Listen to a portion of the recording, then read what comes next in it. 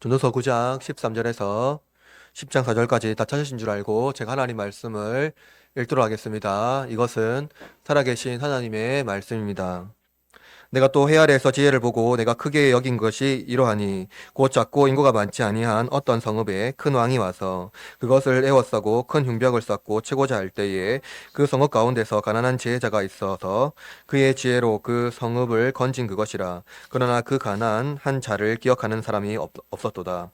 그러므로 내가 이르기를 지혜가 힘보다 나으나 가난한 자의 지혜가 멸시를 받고 그의 말들을 사람들이 듣지 아니한다 하였노라. 조용히 들리는 지혜자의 말들이 우매한 자들을 다스리는 자의 호령보다 나으니라. 지혜가 무기보다 나으니라. 그러나 죄인 한 사람이 많은 선을 무너뜨리게 하느니라. 죽은 파리들이 향기름을 악취가 나게 만드는 것 같이 적은 우매가 지혜와 종기를 난처하게 만드느니라. 지혜자의 마음은 오른쪽에 있고 우매자의 마음은 왼쪽에 있느니라. 우매한 자는 길을 갈 때에도 지혜가 부족하여 각 사람에게 자기가 우매함을 말하느니라. 주권자가 내 분을 일으키거든 너는 내 자리를 떠나지 말라. 공손함이 큰 헌물을 용서받게 하느니라. 아멘. 우리나라에서 싸움이 일어나면 목소리 큰 사람이 이긴다라는 말이 있습니다. 차 사고가 나면 먼저 큰 소리를 치고 사람들이 이목을 집중시켜서 마치 내가 패자인 것처럼 그런 퍼포먼스를 하는 거죠. 상대방에 있는 사람을 죄인으로 몰아가는 것입니다. 어떤 죄가 필요하지 않고 자기 힘을 과시해서 싸움에 이기라는 것이죠. 다른 말로 기선제압입니다. 이제 어렸을 때는 이런 것을 선빵이라는 말도 했었는데요. 먼저 힘을 과시하면 이긴다라는 거예요. 권세의 구조가 예나 지금이나 동일하게 작용합니다. 본문의 전도자가 강력한 군사력을 지닌 그 군주 왕이 작은 성읍을 포위하고 굴복시키려고 할 때에 가난한 지혜자가 그 성읍을 구원하는 비유를 제시해 주는데요. 이 비유는 권세와 지혜의 역설을 이제 보여줍니다. 지금까지 전도자는요, 부와 가난, 복과 저주가 일반적인 그 세상에 일반적으로 기대하는 그 보상이 되지 않았음을 보여주었습니다.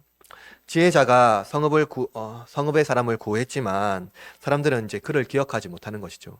일반적인 보상과 상반되는 상황이 펼쳐졌기 때문에 그렇습니다.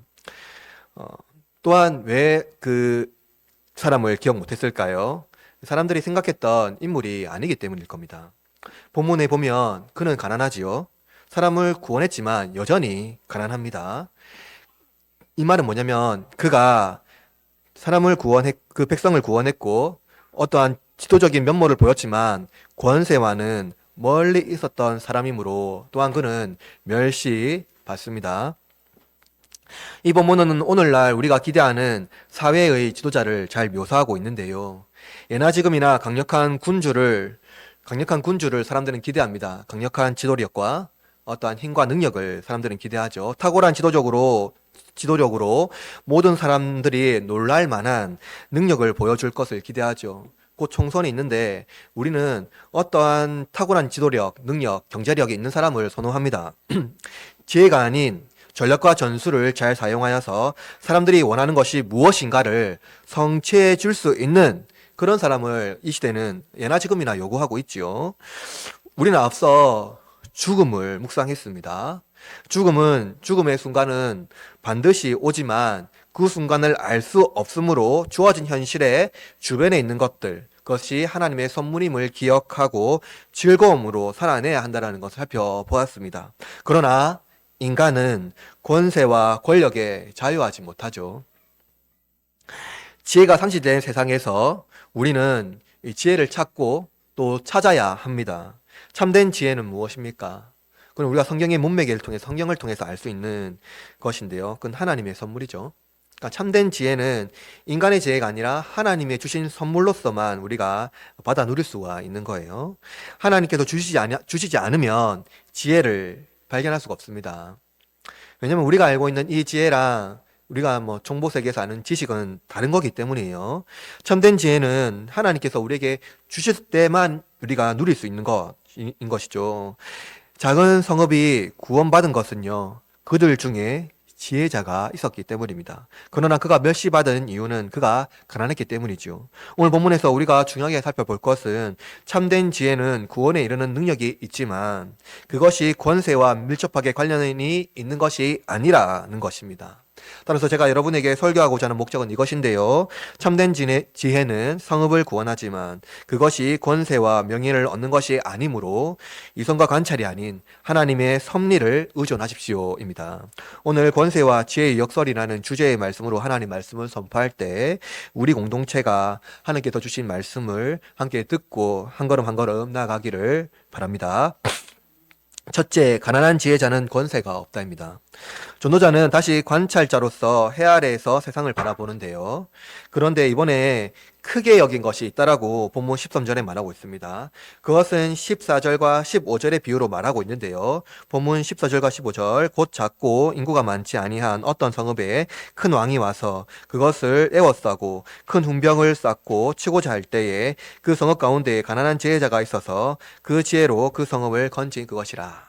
여러분, 전도자는 그 지혜의 유익을 설명하기 위해서 어떤 군사적 모티브를 사용합니다. 구약 성경을 여러분 좀 읽어보면은요, 지혜의 모티브를 사용하기 위해서 군사 은유를 많이 사용하는 것을 우리가 알 수 있는데요.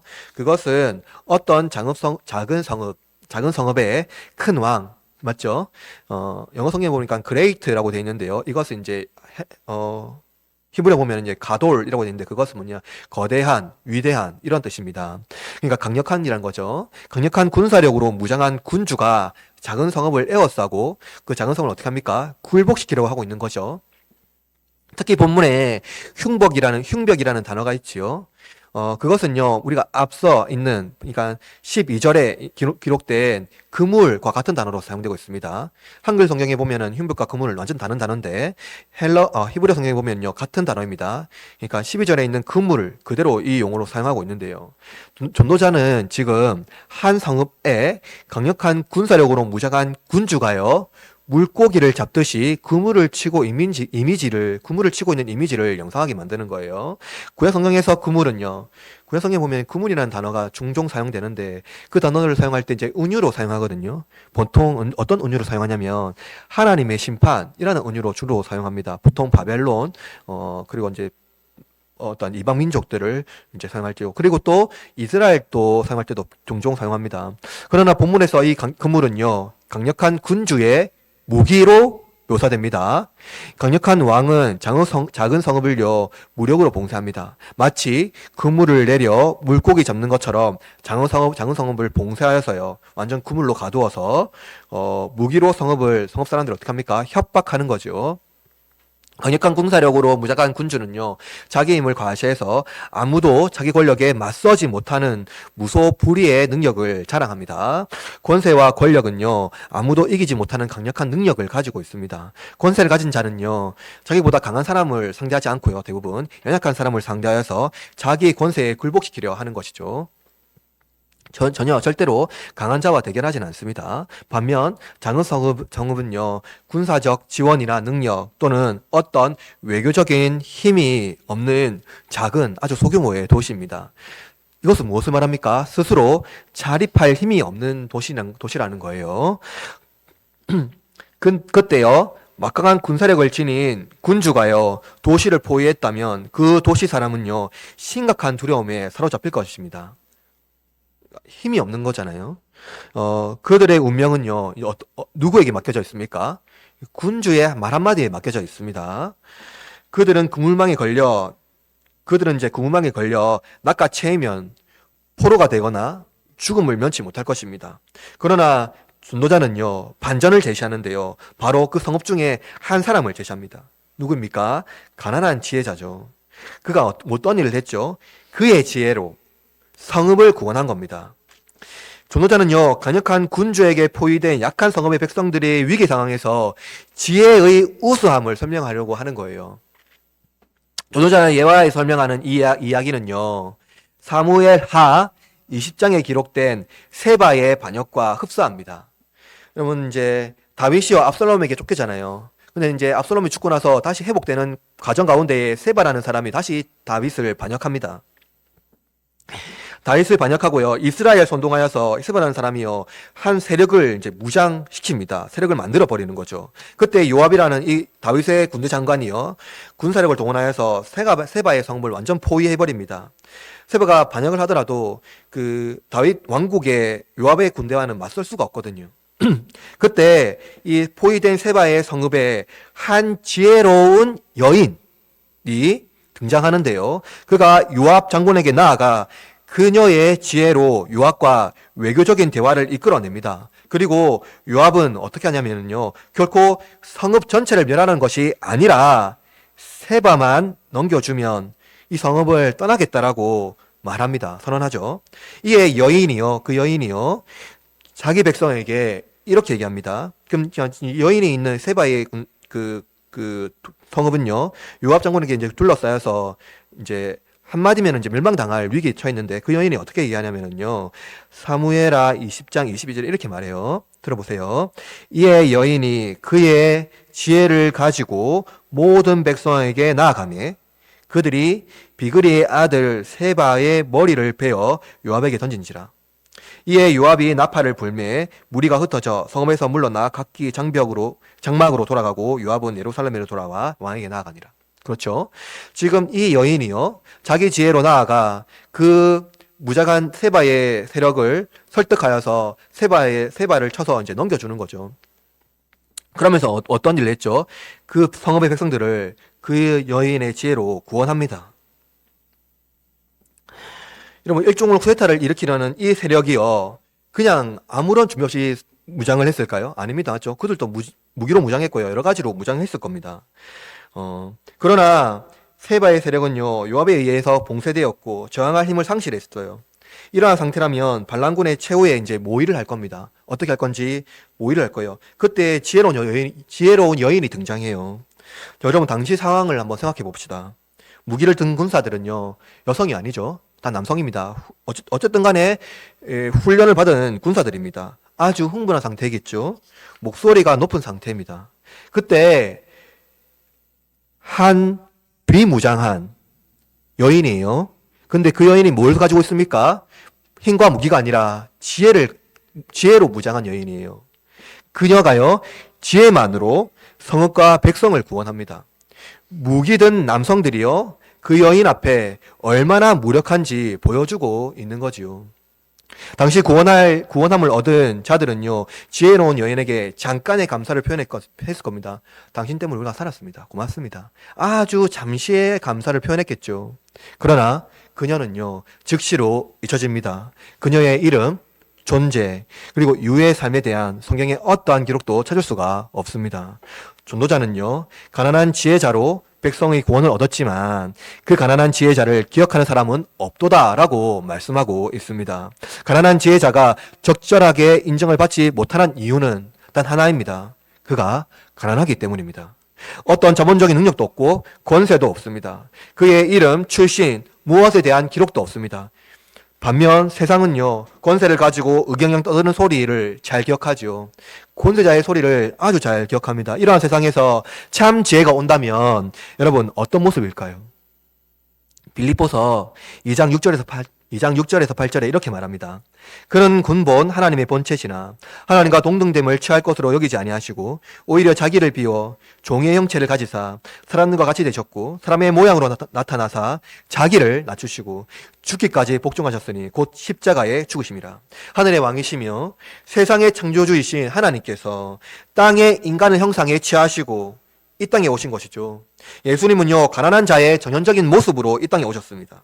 그는 하늘과 땅의 권세를 소유하였으나 권세를 취하지는 않았습니다. 사람을 구원하셨으나 세상에 요구하는 권세로 인류를 구원한 것이 아니라는 겁니다. 하나님의 지혜는요, 인간이 알 수 없습니다.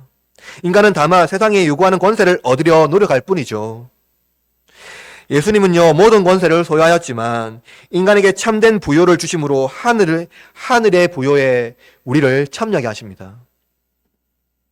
부와 권세를 얻는 것이 지혜라고 여기는 이 세상에서 모든 지혜를 소유하신 하나님께서요, 권세 앞에 굴복하지 않으시고 자기 지혜로 백성을 구원하십니다. 그러나 사람들은요, 그를 기억하지 않지요. 그가 세상이 원하는 방식인 부와 권세로 사람을 구원하지 않으셨기 때문입니다. 그의 구원하심은요, 자기 희생이며 죽으심입니다. 그리고 모든 사람에게 저주를 스스로 받은 것이죠. 권력으로 포위된 우리의 영혼에 참된 지혜가 우리를 구원합니다. 참된 지혜는 권세와 친구가 아니죠. 둘째로 가난한 지혜자는요, 멸시를 받습니다. 본문은 지혜자가 인정받지 못한 세계를 묘사하고 있는데요. 지혜는 단기적으로 좋을 수는 있습니다. 아주 단기적으로는 좋을 수가 있죠. 그러나 장기적으로 볼 때 그것은 큰 도움을 주지 못한다고 본문에서 말하고 있습니다. 전호자는요, 본문에서 나으나라는 단어를 통해 나으나라는 단어를 종종 쓰는데요. 이 단어를 통해서 대꾸법을 사용합니다. 지혜가 힘보다 나으나 지혜가 무기보다 나으나. 그렇죠. 이렇게 말하지만 이어지는 본문에 보면요, 16절에 가난한 자의 지혜가 멸시받고 그의 말들을 사람들이 듣지 아니한다 하였노라. 전도자는요, 지혜와 힘, 무기를 대조하면서요, 자신의 예화로 들었던 강력한 군사력으로 무장한 군주와 가난한 지혜자를 언급하고 있습니다. 가난한 지혜자는요, 자기 지혜로 강력한 힘과 무기를 가진 군주를 몰아냈습니다. 그러나 가난한 지혜자는 멸시받고 이후에 그 말을 사람들이 듣지 않습니다. 가난하다는 이유 때문이지요. 가난하다는 이유로 멸시와 천대를 받는 사회라면은요, 지혜가 세상에서 의미 있는 존재로 부각될 수 있을까요? 세상에서 가난함은요, 비천함의 대표적인 상징입니다.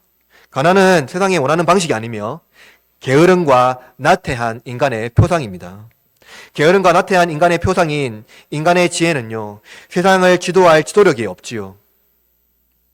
그의 지혜는요, 멸시받습니다. 그러나 세상이 만들어낸 이러한 가난한 이미지가 가난함의 기준이 될 수 있을까요? 성경은요, 가난함의 기준을 비참함과 나태함, 그리고 게으름이라고 말하지 않습니다. 성경에서 가난함은요, 영적인 결핍을 말할 때 주로 사용합니다. 특히 가난이라는 이 은유는요, 영혼이 갈급한 자들이 영혼의 부유함을 얻기 위한 그 갈망에서 비롯되는 것입니다. 여러분 잘 아는 말씀인데요, 마태복음 5장 3절에 이렇게 말합니다. 심령이 가난한 자는 복이 있나니 천국이 그들의 것이며. 여러분, 성경에서 가르치는 가난이라는 이 은유는요, 영혼의 부유함을 위하여 물질의 욕망을 쫓지 않는 자들을 말할 때 사용합니다. 그러나 그들은요, 외적인 가난이라는 이유로 멸시와 천대를 받습니다. 세상이 원하는 방식, 그것은요, 권세와 능력, 그리고 출중한 외모이죠.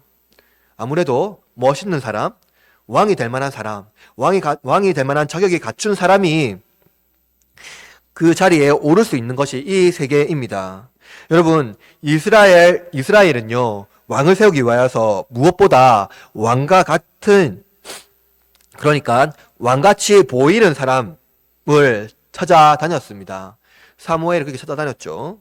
사울과 같은 사람, 키가 크고 덩치가 크고 외모가 출중하고 무엇보다도 왕같이 보일 수 있는 사람, 그런 출중한 리더십이 딱 신체적으로 보일 수 있는 사람을 찾아다녔습니다. 왕처럼 보이는 사람만이 왕의 자격을 얻을 수 있었던 것이죠.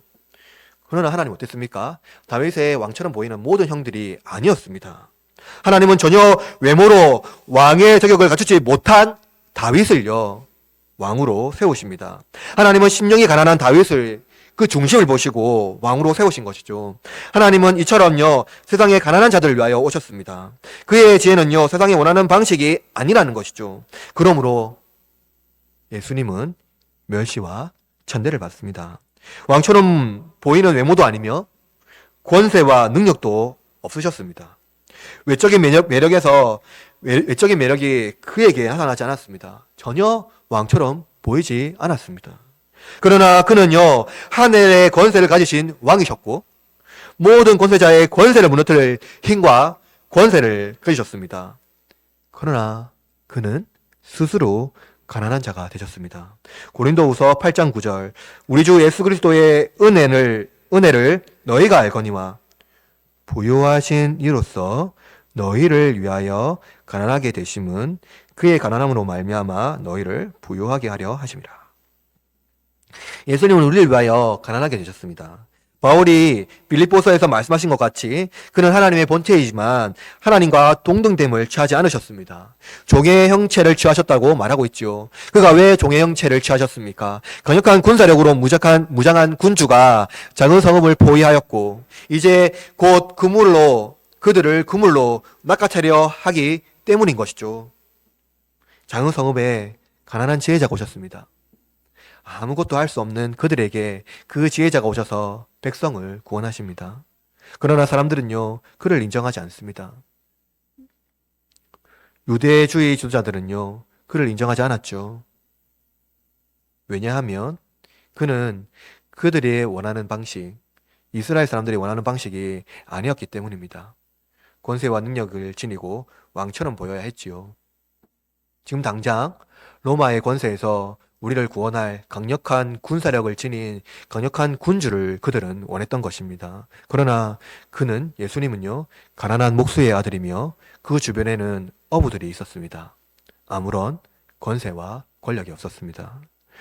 그와 함께 한다고 해서 그가 우리에게 어떤 유익을 줄 거라고 생각하지 않았습니다. 사람들은 그를 멸시하고 천대했습니다. 그러나 하나님의 지혜는요, 세상의 요구 방식과 달랐습니다. 우리가 전도서에서 살펴본 것 같이 혼란하고 불안한 세계, 불완전한 세상에서 지혜는요, 짧은 순간을 해소할 수 있으나 지속적인 도움은 주지 못합니다. 왜 그렇습니까? 인간의 지혜도 불완전하기 때문이지요. 다만 하나님의 지혜가 우리를 지속적인 혼란과 불안전 속에서 구원함이 됩니다. 문제는요, 세상은 참된 지혜를 상실했다는 것이죠. 고린도전서 1장 18절에서 24절 말씀인데요. 길지만 제가 읽어보겠습니다. 들어보십시오. 여러분이 잘 아는 말씀입니다. 십자가의 도가 멸망하는 자들에게는 미련한 것이요 구원을 받은 우리에게는 하나님의 능력이라. 기록된 바 내가 지혜 있는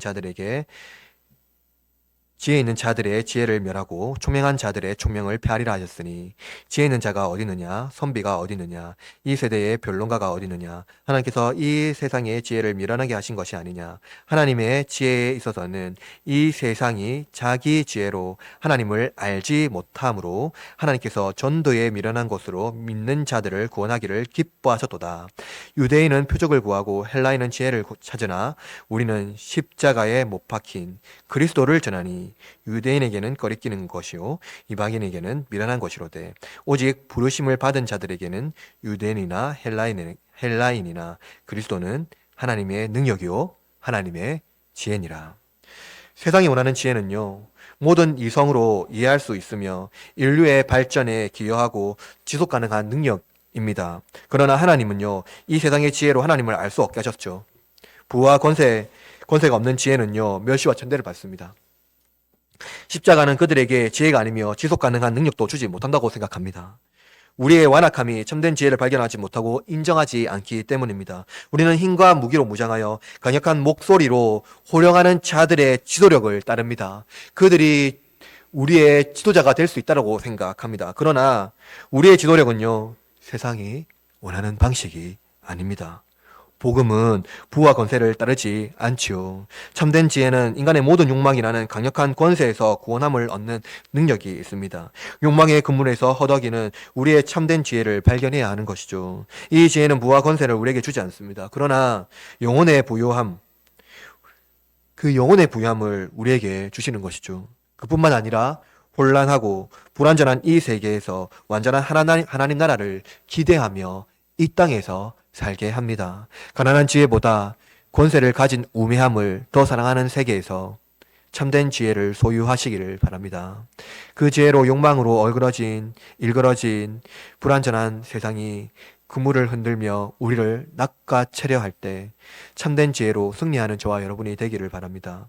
하나님의 가난한 지혜를 통해 궁극적으로 우리에게 주시는 유익은 또한 무엇일까요? 셋째로 가난한 지혜자는 자유를 선포한다입니다. 본문 9장 18절 하반절에는 이렇게 말하는데요. 죄인 한 사람이 많은 선을 무너뜨리게 하느니라 라고 말합니다. 네, 본문에서 죄는요, 문맥에 따르면 한 번의 실수일 수도 있고, 작은 성읍에 있는 악한 지도자일 수도 있습니다. 인간의 작은 실수로 큰 선, 좋은 선을, 지혜를 어그러뜨리게 할 수도 있고, 순간의 실수는 큰 일을 수포가 되게 할 수 있습니다. 특히 본문의 죄인 이 단어를요, 저는요, 욕망이라는 운유로 환유해서 살펴보고자 합니다. 인간의 내면에 욕망이 자리 잡게 되면요, 인간의 선하게 지켜온 모든 것들이 한순간에 무너지게 됩니다. 그가 선을 행하려는 모든 행동도 그 동기에 욕망이 뿌리 내리고 있기 때문이죠. 이는 10절 말씀과 밀접하게 관련이 있는데요. 10장의 말씀과 10장 1절의 말씀과 밀접하게 관련되어 있는데요. 10장 1절에 보면 이렇게 말합니다. 죽은 파리들이 향기름을 악취가 나게 만드는 것 같이 적은 우매가 지혜와 존귀를 난처하게 만드니라. 여러분, 아름다운 향기 나는 향수병에 파리 한 마리가 들어와서요, 거기서 죽는다면은요, 그 향수는요, 더 이상 매혹적인 그 향수가 될 수가 없습니다. 죽은 파리 시체가 썩은 냄새가 나게 만들 것이기 때문이죠. 이와 같이 그리스도인의 매혹적인 영혼에 작은 욕망이 자리 잡게 된다면 그 영혼은요, 이내 썩고 말 것입니다. 그 영혼을 욕망으로 일그러져 지혜의 모든 종기와 우수함을 잘라버리고 부와 권세와 부패한 탐욕을 주입할 것이기 때문입니다. 욕망은 지혜를 우매하게 만들며 모든 것을 자기의 유익으로 삼으려는 이 탐욕의 일그러진 영혼을 형성하기 때문이죠. 욕망은 지혜자가 지금까지 쌓아 올린 모든 우수함과 탁월함을 한순간에 수포로 들어가게 합니다. 지혜자와 우매자의 길이 다르다고 본문에서도 말하고 있는데요. 전도자는 2절에서 이 길이라는 이 언어를요, 마음이라는 단어로 사용합니다. 이 마음이라는 이 은유를 통하여서요, 서로 다른 길을 가고 있다라고 말하고 있죠. 근데 여러분, 이 마음이요, 마음은요, 고대 사회에서 인간의 심리를 중심으로 이해한 단어이긴 하지만, 사실 마음이란 심리뿐만 아니라, 인간의 이성과 의지의 결합입니다. 전도자는 지혜자와 우매자의 마음이 오른쪽과 왼쪽이라는 서로 상반되는 이 길을 제시하면서 의지의 방향이 서로 다름을 말하고 있는데요. 지혜자의 의지와 우매자의 의지가 서로 다른 방향으로 말하고 있기 때문에 서로 만날 수가 없는 것이죠. 여러분, 성경에서 이제 지혜자는 오른쪽, 우매자는 왼쪽입니다. 성경에서 오른쪽은요, 번영과 복의 길이며 왼쪽은 재앙과 저주의 길입니다. 성경에서 번영과 복은요, 세속적인 의미와 다르죠. 이는 정직함과 의로운 자의 길을 말하고 있고요. 하나님의 의와 공의 그리고 정직을 행하는 자에게 하나님의 오른손으로 그들을 지도하신다라고 하나님은 말씀합니다. 그러나 불의와 부도덕 그리고 악행을 일삼는 자들에게는 무엇이라고 말합니까? 왼편에서 이를 갈 것이라고 성경은 말하고 있지요.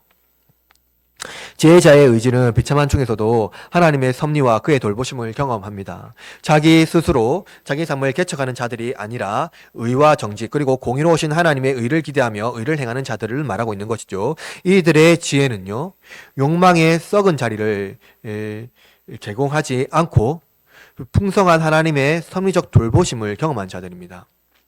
반면 우매한 자들은 무엇입니까? 하나님의 섭리를 인정하지 않지요.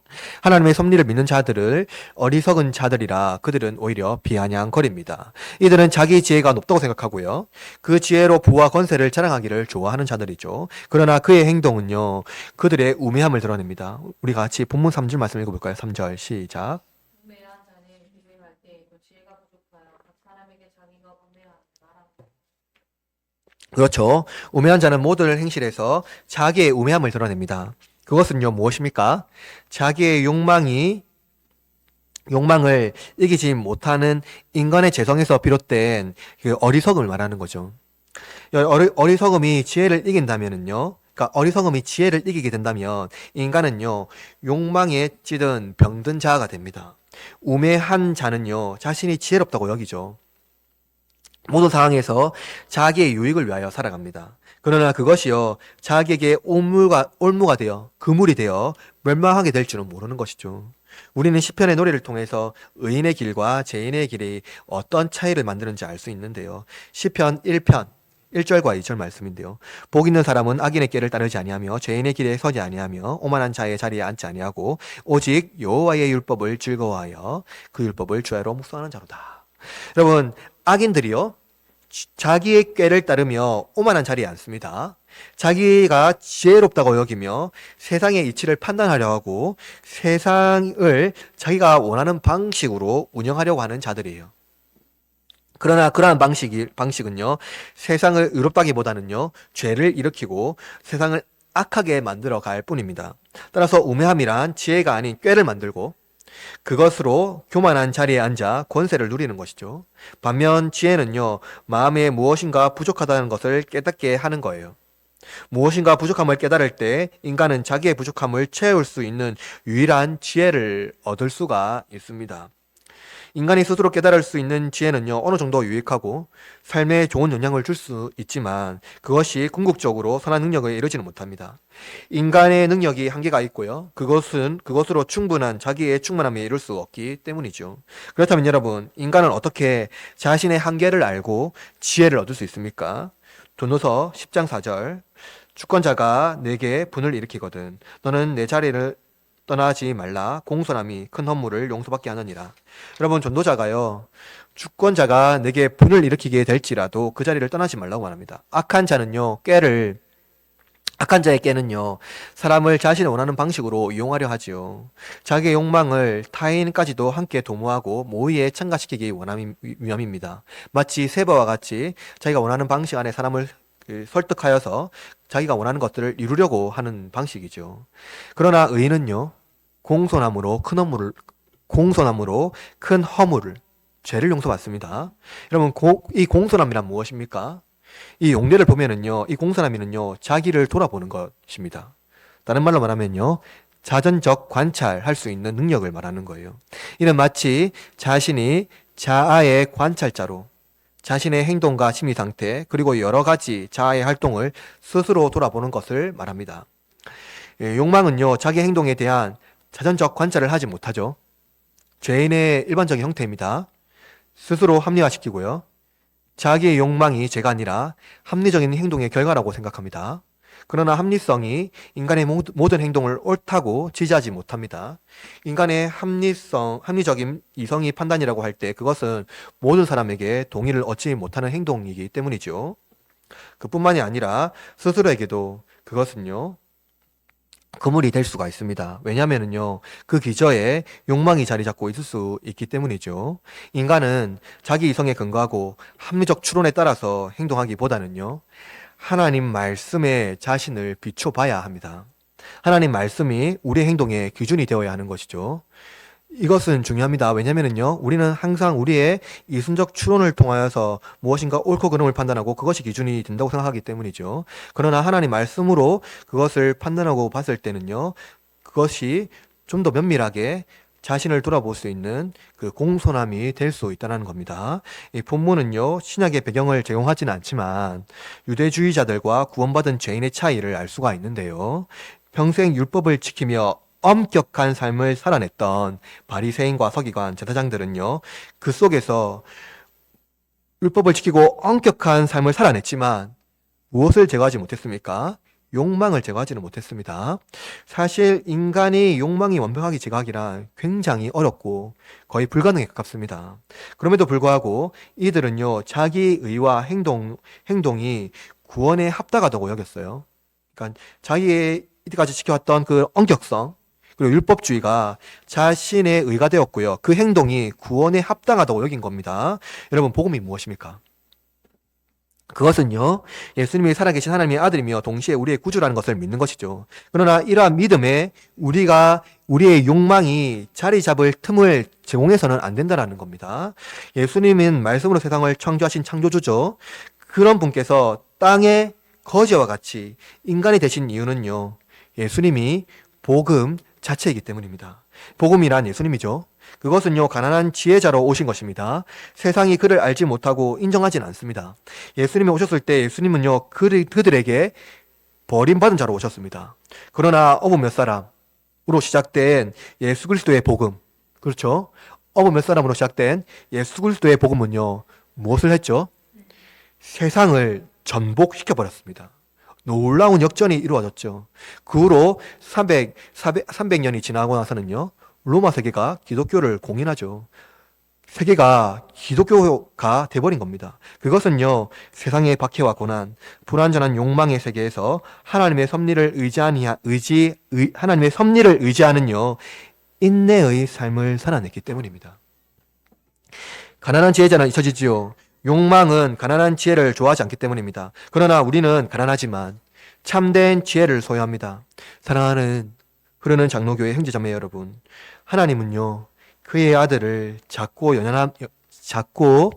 연약한 마을에 보내셨고요, 강력한 군주 사탄을 결박하고 우리를 구원하셨습니다. 우리가 원하는 방식이 아니라 아버지의 방법과 시간에 따라서 하나님은 결정하셨습니다. 우리가 하나님의 뜻과 계획을 알 수 없지만 하나님은요, 우리를 가장 잘 아시고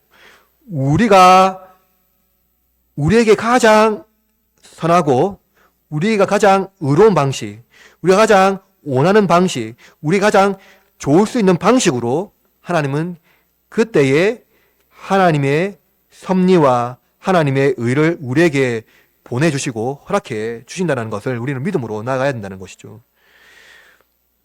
그리고 하나님의 선하심은요, 오직 우리를 위한 선택이라는 것입니다. 그러므로 여러분, 우리는 참된 지혜이신 예수님 안에서 자유함을 누리며 구원하신 그 은혜를 잊지 않아야 합니다.